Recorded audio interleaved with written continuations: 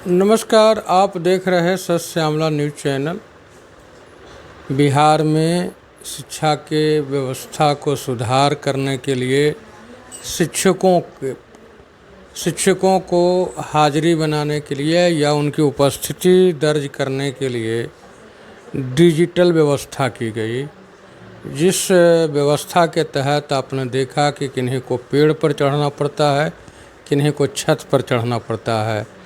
कभी कभी इस अटेंडेंस के चक्कर में कई शिक्षक और शिक्षिकाएं मौत के गाल में भी समा गए हैं।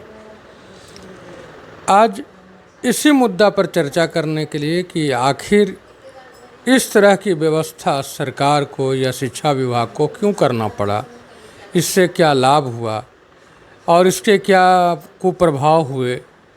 क्या इस व्यवस्था के करने से सरकारी विद्यालयों में बच्चे का नामांकन या उपस्थिति बढ़ी या नहीं बढ़ी, इन सारे मुद्दों पर चर्चा करने के लिए हमारे साथ हैं शिक्षाविद डॉक्टर अनिल कुमार राय जी। सर, आपको हमारे चैनल में स्वागत। नमस्कार सर, बिहार सरकार ने शिक्षा व्यवस्था में सुधार के बहाने डिजिटल प्लेटफॉर्म जैसे डिजिटल अटेंडेंस की व्यवस्था की, यह डिजिटल निगरानी जो शिक्षा विभाग ने लाया, इसका क्या प्रभाव पड़ा? बहुत अच्छा प्रश्न आपने उठाया है। और जो अभी वर्तमान समय में शिक्षा में सर्वाधिक चर्चित और सबसे परेशान करने वाला विषय रहा है। सामान्य रूप से लोग आपको यह कहते मिल जाएंगे, इसके जब दुष्परिणामों की बात करते हैं तो यह कहते हुए मिल जाएंगे कि तो क्या आप चाहते हैं कि शिक्षक समय पर न आवे? प्रश्न को ही डेविएट कर दिया जाता है कि पहले आपने देखा कि एक अभियान चलाया गया। वह अभियान था कि शिक्षक अनुपस्थित रहते हैं, जबकि वास्तविकता यह नहीं है। जो डाटा उपलब्ध हो रहे हैं वह डाटा है कि 5 से 10% मैक्सिमम कि शिक्षक अनुपस्थित रहते हैं, मिले हैं। उसमें भी अनुपस्थिति हम कहते किसको है, यह महत्वपूर्ण है कि अगर हम छुट्टी ले करके अगर उस दिन नहीं आ रहे हैं तो उसको अनुपस्थिति नहीं कहते हैं। अगर हम स्कूल को सूचित करके कि ब्लॉक में गए हुए हैं किसी काम से, तो उसको अनुपस्थिति नहीं कहते हैं।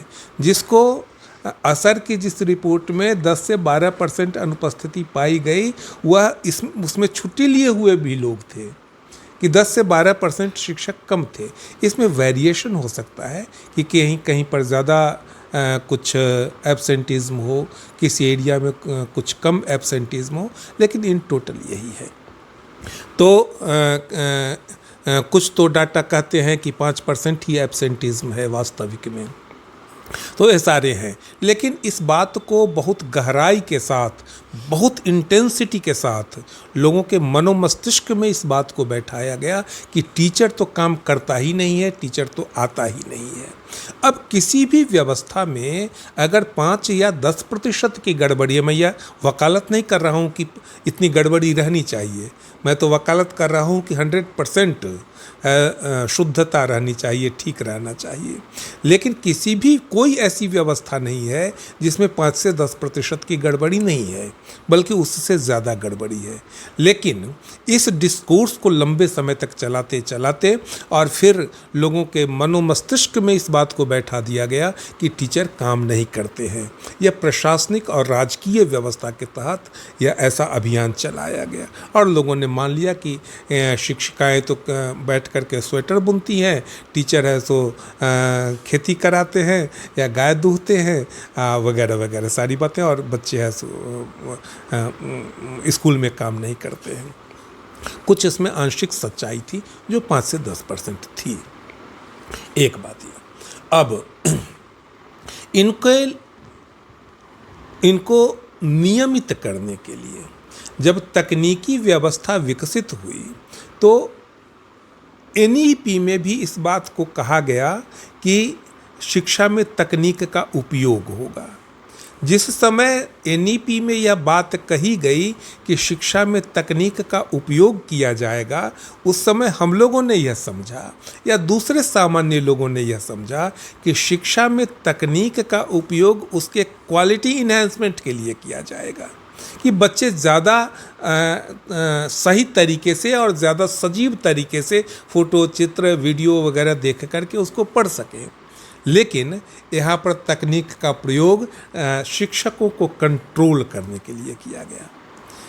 अभी तक आपने देखा जिस स्टेट में आप बात कर रहे हैं, विद्यालयों में तकनीक बहुत ज़्यादा दूर तक नहीं पहुंची है। कंप्यूटर पहुंचे भी हैं तो उनका बहुत ज़्यादा उपयोग नहीं हो रहा है। डिजिटल एजुकेशन की व्यवस्था अधिकांश जगहों पर नहीं है, लगभग नहीं है। लेकिन इन कहने का मतलब कि इन चीज़ों के लिए, जिन चीज़ों के लिए तकनीक का वास्तविक उपयोग किया जाना चाहिए था, वह नहीं करके केवल शिक्षकों को नियंत्रित करने के लिए इसका उपयोग किया गया। अब इसका कारण क्या होगा? वह काम नहीं करके जो तकनीक के माध्यम से किया जाना चाहिए था, यह काम शिक्षकों को नियंत्रित करने का ही काम क्यों किया गया और इसी पर केवल सारा ध्यान क्यों केंद्रित कर दिया गया, सारा ध्यान इसी पर क्यों शिफ्ट हो गया, यह ज़्यादा महत्वपूर्ण है समझना और इस पर बात करना। बहुत पहले से यह एक डिस्कोर्स चलाया जाता रहा है कि शिक्षा पर धन का व्यय होता है और अंबानी रिपोर्ट के समय से ही या उसके पहले से ही कि शिक्षा पर व्यय को कम करने की दलीलें दी जाती रही हैं, उसके लिए तर्क दिए जाते रहे हैं और उपाय सुझाते जाते रहे हैं।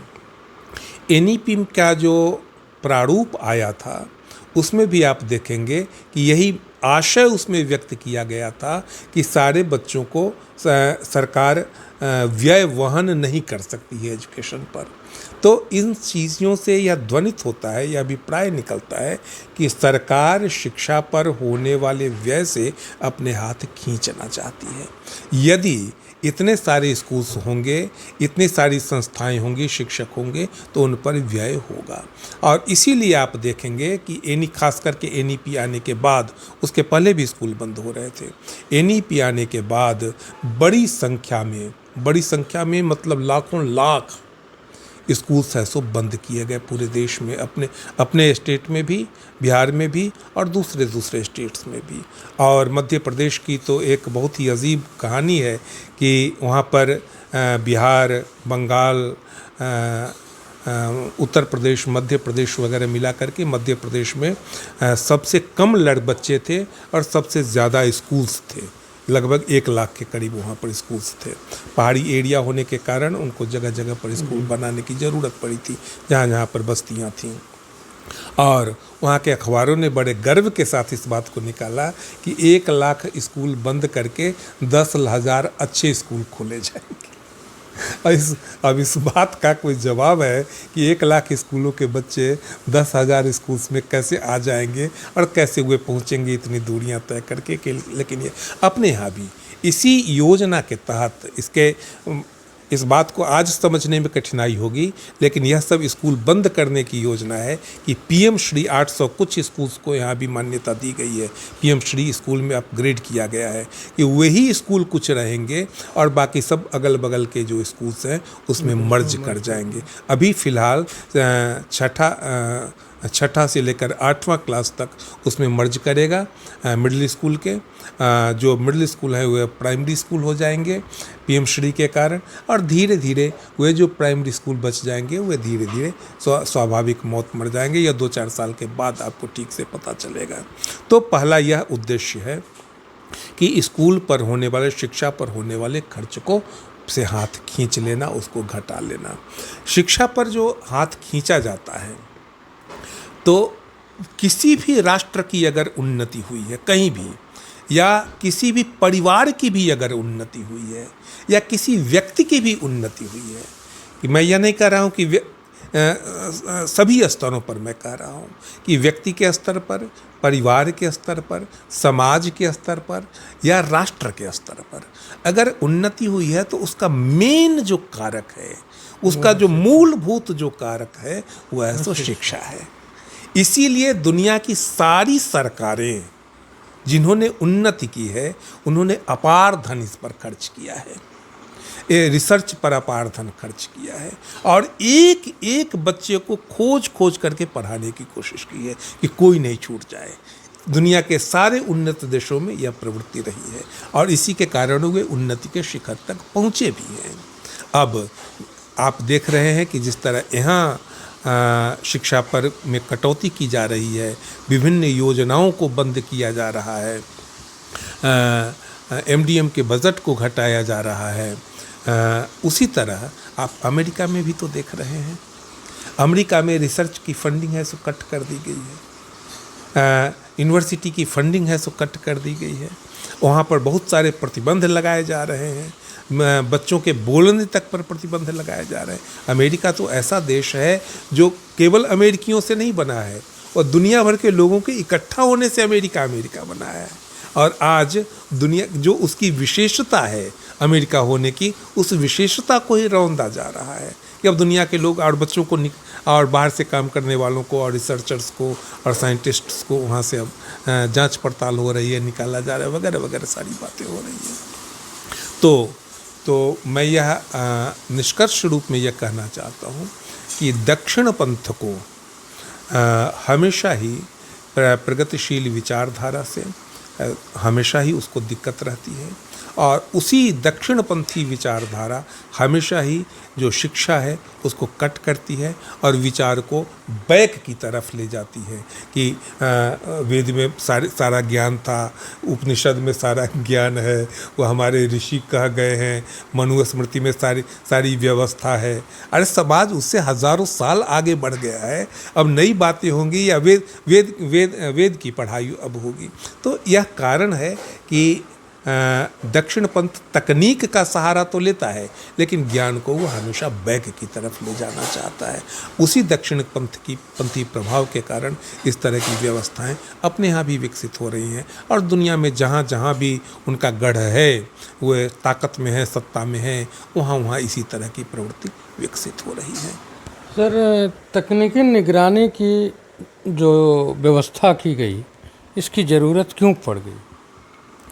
पहले बात करते हुए कहा कि पहले तो शिक्षकों को बदनाम किया गया और बदनाम करने का वह मुख्य कारण था कि शिक्षा पर होने वाले व्यय को कम करना और बदनाम करने के बाद उनकी निगरानी की, इसको आप कहेंगे कि एक शिक्षक अब डिजिटल अरेस्टेड हैं कि वे अपने ऐप या जो कैमरा है उसमें अरेस्टेड हैं कि ठीक इतने बजे उनको हाज़िरी बना लेनी है।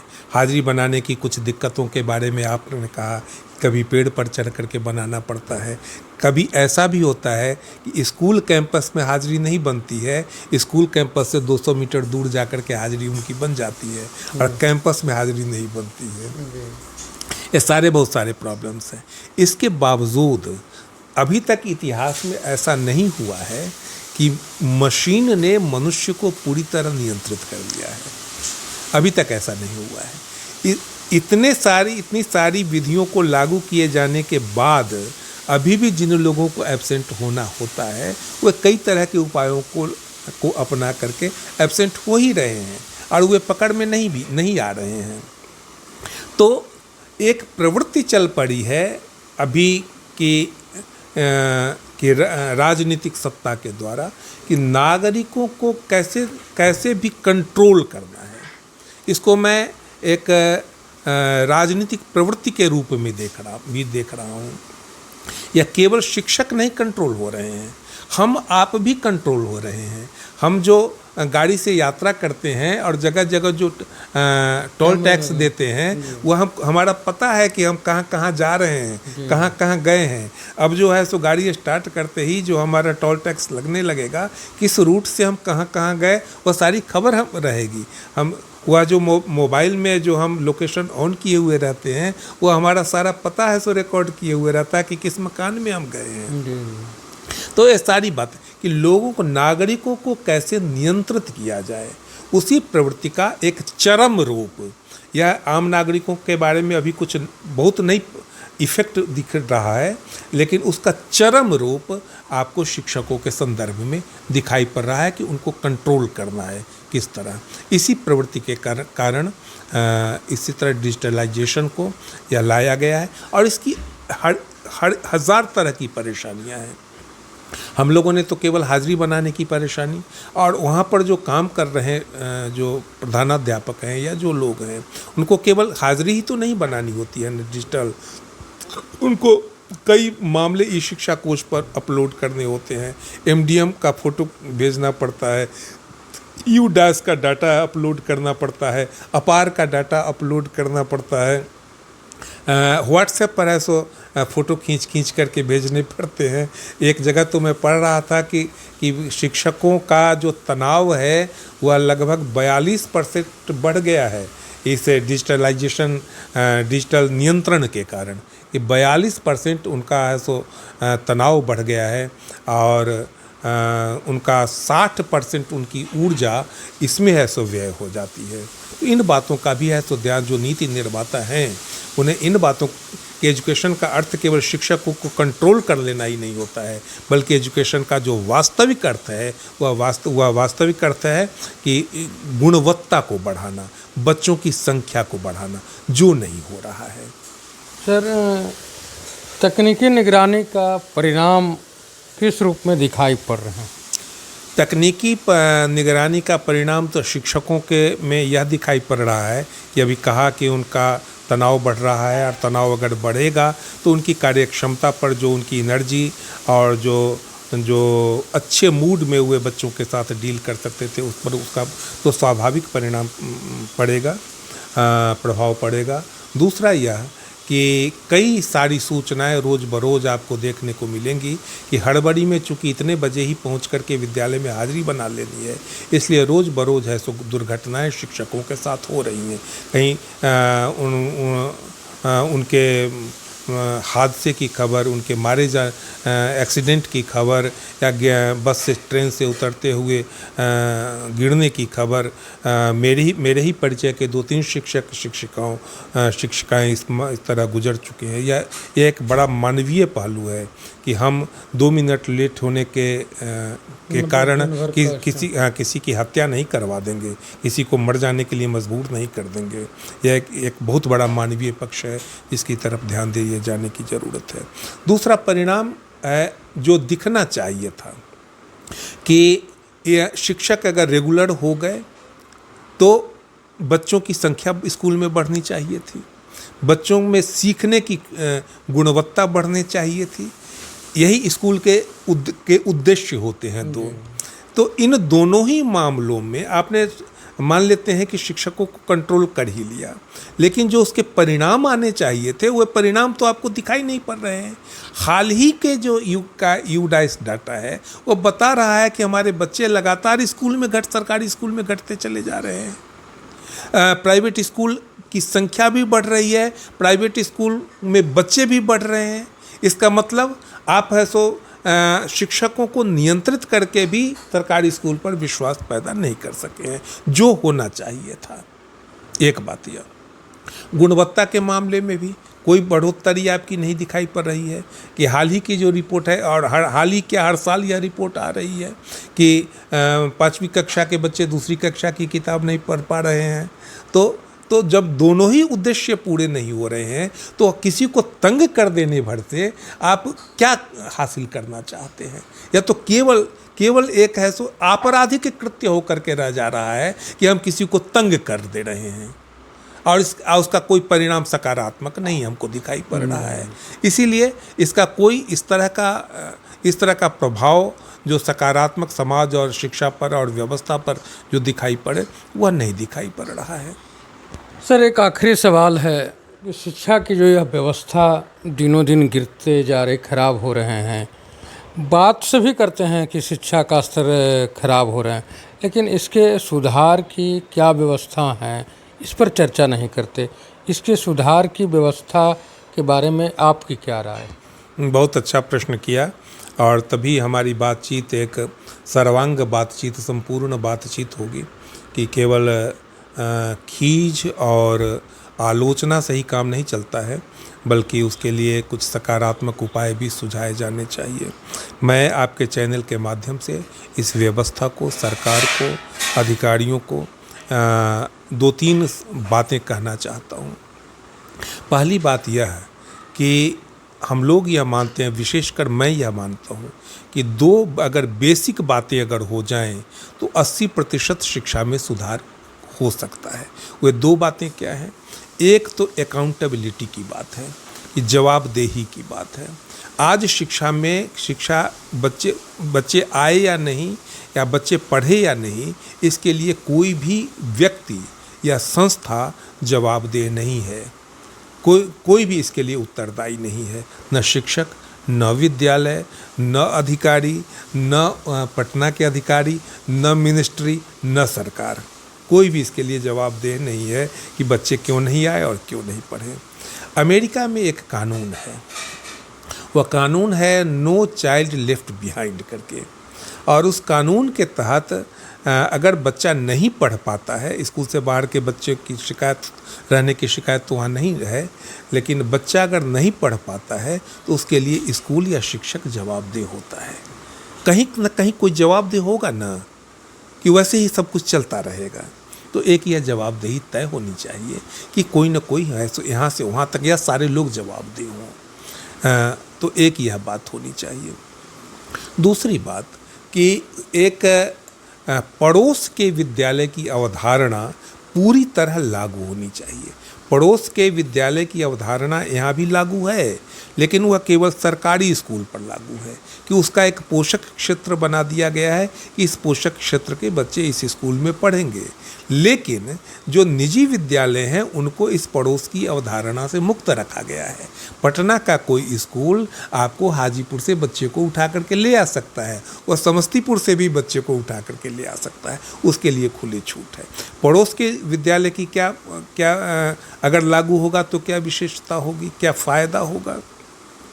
अमेरिका में यह व्यवस्था लागू है कि वहाँ राष्ट्रपति के परिवार का भी अगर बच्चा है तो वह, अगर राष्ट्रपति भवन जिस विद्यालय के क्षेत्र में आता है वहीं पर उसका बच्चा पढ़ेगा, या नहीं कि वह डीपीएस यहाँ से 40 किलोमीटर दूर है तो वहाँ 40 किलोमीटर दूर जा कर के पढ़ेगा।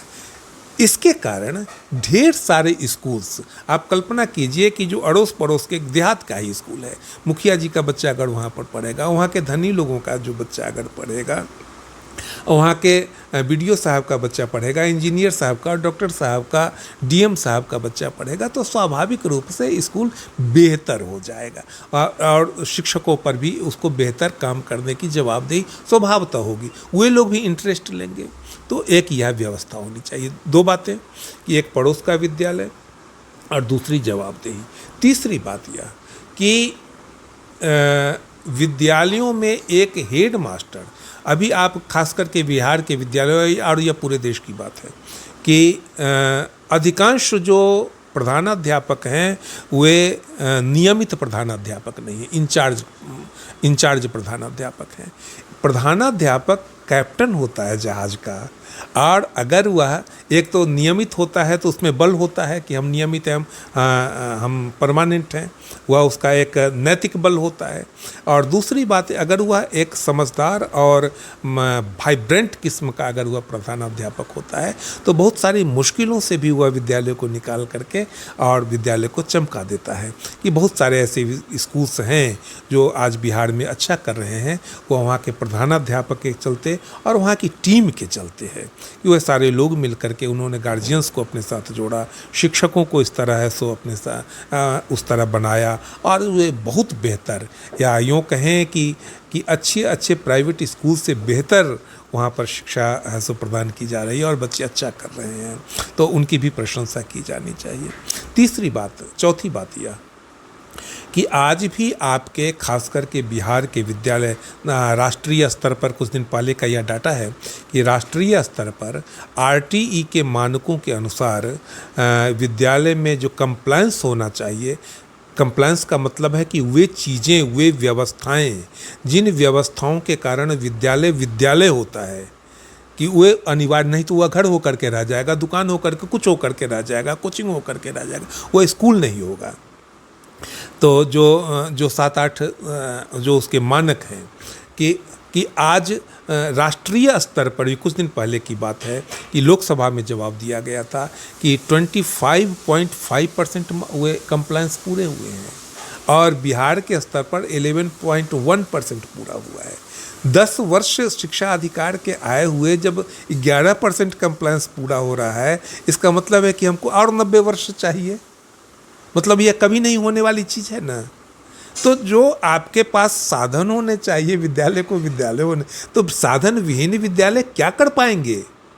जब साधन ही नहीं है, बेंच डेस्क ही नहीं है, जब शौचालय ही नहीं है, बाउंड्री नहीं है, पुस्तकालय नहीं है, खेल नहीं है, तो बच्चे हमारे कैसे विकसित? तो बिजली नहीं है, बच्चे हमारे कैसे विकसित होंगे? कंप्यूटर नहीं है, तो हम कर क्या रहे हैं? वह विद्यालय को हमने विद्यालय बनने ही नहीं दिया। इसके लिए शिक्षक दोषी नहीं है, इसके लिए अभिभावक भी दोषी नहीं है, इसके लिए वे बच्चे भी दोषी नहीं है, यह व्यवस्था दोषी है। तो विद्यालय पूरी तरह जो उसका कंप्लायंस है वह तो पूरा विद्यालय में होना चाहिए, तभी हम अपेक्षा कर पाएंगे कि वह ऐसा। अब टीचर पढ़ाने चलेगा, उसको चौक नहीं रहेगा तो वह क्या पढ़ाएगा, वह क्या लिखेगा? तो यह स्थिति है। कुछ दिन पहले तक, 1 साल पहले तक, 1-1.5 साल पहले तक हमारे तो छोटे छोटे बच्चे, क्लास 1-2 के बच्चे दरी पर बैठ कर के पढ़ते थे। आज भी सारे विद्यालयों में बेंच डेस्क नहीं हो सका है। अभी भी किताबें जो बंट रही हैं RT के तहत, सारे बच्चों को मुफ्त में शिक्षण सामग्री, पढ़ने लिखने की सामग्री मिलनी चाहिए साल भर के लिए। और अभी तक केवल उसमें उनको किताबें मिला करती थी, कॉपी कलम नहीं मिला करती थी। इस बार है सो कॉपी कलम भी मिली है, लेकिन वह भी पर्याप्त नहीं है साल भर चलने के लिए। तो ये सब बातें हैं कि न तो हम अधिकार का पालन कर पा रहे हैं, कानून का पालन कर रहे हैं, जो उसकी ज़रूरतें हैं न उसकी पूर्ति कर पा रहे हैं। और इसके बावजूद कभी आपने देखा होगा कि हवाई जहाज़ उड़ाने के लिए जब पायलट चलता है तो उसका अधिकारी अंगूठा दिखा करके ऐसे उसको शाबाशी देता है, साहस बढ़ाता है और उसको शुभकामना देता है। कभी आपने देखा कि किसी बड़े अधिकारी ने, किसी मिनिस्टर ने, कभी हमारे जो खराब कर रहे हैं उनकी बातों तो छोड़ दीजिए, जो अच्छे कर रहे हैं उनको शाबाशी दी हो, इस तरह की प्रशंसा की हो? नहीं ना की है। तो जिनको हम लगा रहे हैं बच्चों का भविष्य निर्माण करने के लिए और उसको हम शाबाशी भी नहीं दे रहे हैं, उनको हम प्रशिक्षण नहीं दे रहे हैं ठीक ढंग से, उनमें हम उत्साह नहीं भर रहे हैं। हवाई जहाज उड़ाने चलता है तो अब जो पूरा सिस्टम है उसके सपोर्ट में लग जाता है, तब वह हवाई जहाज वो कुशलतापूर्वक उड़ा सकता है। जब उसके सारे कर्मचारी अलग अलग उसकी निंदा करने लगे और उसके विरोध में खड़े हो जाएं तो क्या एक अकेला पायलट हवाई जहाज उड़ा लेगा सक्सेसफुली? यह संभव ही नहीं हो सकता है। तो यह पूरी व्यवस्था विद्यालय और शिक्षकों और हेडमास्टर के विरोध में जो खड़ी है, और उसके बावजूद वह विद्यालय किसी तरह अगर चल भी रहा है, जो कुछ अच्छे विद्यालय अच्छी तरह चल रहे हैं, तो उनकी प्रशंसा, उनको तो नोबेल प्राइज मिलना चाहिए। तो यह बात है कि उनको उनके सपोर्ट में, विद्यालय के सपोर्ट में इस पूरे सिस्टम को खड़ा होना पड़ेगा और तभी जाकर के वह विद्यालय बेहतर है सो काम करना कि हम उम्मीद कर सकते हैं, वहाँ से वह यात्रा शुरू होगी। तो मैं आपके चैनल के माध्यम से या व्यवस्था से, अधिकारियों से और मिनिस्ट्री से भी मैं यह अपील करना चाहता हूँ, जनता से भी, अभिभावकों से भी, कि इस व्यवस्था को सपोर्ट दें, केवल निंदा ही नहीं करें, केवल उसके खिलाफ ही नहीं खड़ा करें। वहाँ हमारे बच्चों का भविष्य, इस समाज का भविष्य, इस देश का भविष्य गढ़ा जा रहा है, और हम उस पर उंगली डाल डाल करके, कीचड़ डाल डाल करके हम उस भविष्य को ही गंदा, शिक्षा व्यवस्था को गंदा बदनाम करने का मतलब है कि हम अपने भविष्य को गंदा बनाने की कोशिश कर रहे हैं। तो यह ज़्यादा महत्वपूर्ण है, इस पर बहुत ध्यान दिए जाने की और गंभीरतापूर्वक तत्काल ध्यान दिए जाने की ज़रूरत है।